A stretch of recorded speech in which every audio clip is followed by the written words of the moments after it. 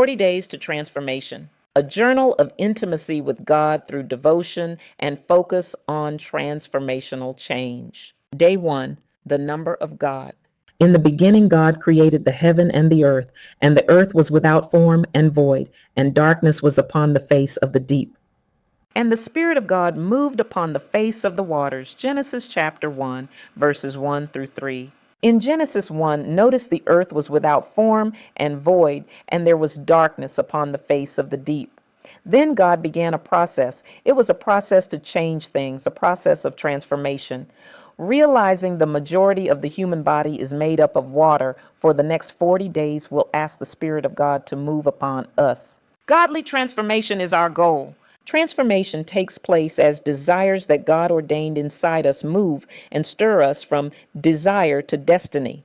It is the process we go through to get from point A, where we are today, to point B, where God knows we need to be in order to reach destiny. And it begins when we desire the presence of God more than anyone or anything else in this life. Godly transformation takes us through the hard, tough journeys of life. It reveals to each of us the beauty, the secrets, and the rewards that have been given to us from God through Jesus Christ. The Bible says, "The secret things belong unto the Lord our God, but those things which are revealed belong unto us and to our children forever, that we may do all the words of this law."